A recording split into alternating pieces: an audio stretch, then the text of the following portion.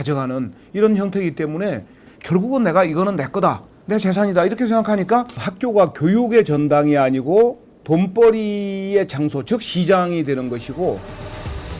당시 전재욱 씨는 검찰 수사가 진행되자 해외로 도피하기도 했습니다. 이 사람이 이제 이거 죄를 받게 생겼으니까 일본으로 도망가죠.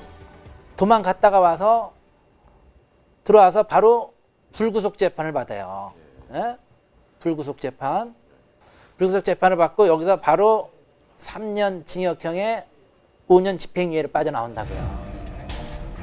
그런데 수사망이 덮칠 때마다 해외로 도피하는 건 전재욱 씨의 특기였습니다. 90년대 초 학교 재단에서 근무했던 한 직원은 그의 도피 행각을 생생하게 들려줬습니다.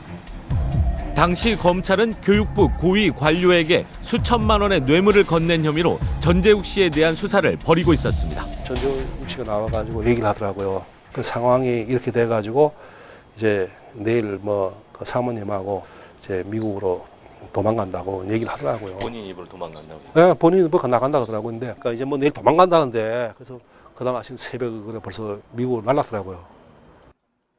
전 씨는 검찰이 체포하러 온다는 사실까지 사전에 알고 대처했다고 합니다. 그 차 남발을 갑자기 바꾸라 하더라고. 그래서 내가 해필이면 그날 차 남발을 바꿔줬는데 검찰이 그 차 남발을 가지고 집에서 기다리다 보니까 못 찾았죠. 6개월 정도 됐나 모르겠다. 하도 오래돼서 나중에 들어왔죠. 그래서 미국에 있다 일본에 있다가 들어와 잠잠해지니까 들어와가지고 별 문제 없는 걸로 해가지고 본인이 또 손을 썼는지 어떻게 했는지 다 무마가 돼버렸고. 전재욱 씨는 교육계뿐만 아니라 정관계 인사들에게도 지속적인 로비를 벌였다고 합니다. 그 당시에 이제 교육부 항태자라 불릴만 했죠. 전재욱 이사장님. 그리고 오광화국의 육공화국 실세했던 그게 보면 어떠냐면 학교 방문을 많이 했죠. 저희들 있을 때도 그랬고 대단히 뛰어난 로비를 잘하는 분이에요. 전재욱 씨에 대한 다른 판결문을 보면 그는 학생들 돈으로 정치인들에게 1억 원이 넘는 후원금을 뿌리기도 합니다. 전재욱 씨 일가의 교비 횡령 행태는 매우 지속적이었습니다. 2008년도에 판결문을 분석해보면 전 씨와 부인, 아들들은 학생들 돈으로 생활비 수억 원을 사용한 것으로 밝혀졌습니다. 서류까지 위조해가며 골프장 부지를 매입했습니다. 역시 매입 자금은 학교 교비였습니다. 당시 학교에 체육학과가 없었기 때문에 부동산 투기 의혹을 받았습니다.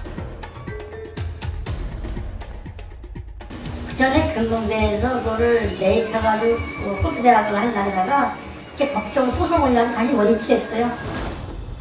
이때 역시 전재욱 씨는 검찰 수사가 시작되자 해외로 도피했습니다.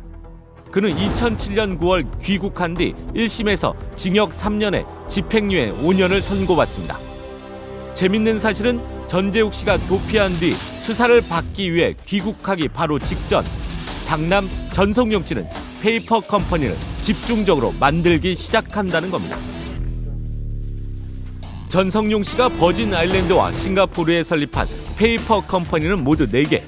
그 가운데 3개의 유령 회사는 아버지 전재욱 씨의 귀국 직전 한 달 사이에 무더기로 설립됐습니다. 취재진은 싱가포르에 있는 중개회사와 접촉해 얼마나 빨리 페이퍼 컴퍼니를 만들 수 있는지 확인해 보기로 했습니다. I'm calling from Korea, and I would like to make a company there. So how much time does it take to make a company in the shortest time? So once we receive all the original documents back and payment, we will actually incorporate on the same day. On the same day? Yeah, so depending on how fast due diligence are given to us, as well as the questionnaire being completed. 필요한 서류와 수수료만 지급하면 바로 당일에도 회사를 만들 수 있다는 겁니다. 그렇다면 전성용 씨가 만든 4개의 유령 회사를 유지하는 비용은 얼마나 될까? 서류상으로만 비서를 한 명 등록하는데 전성용 씨는 1,600달러를 냈습니다.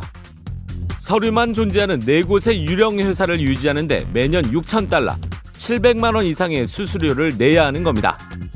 당시 대학 부총장이었던 30대의 전성용 씨가 비싼 수수료를 내가며 4개의 유령 회사를 만든 이유는 뭘까? 경동 학원 같은 경우 저희 의심하는 게 뭐냐면은 새로 인가받아서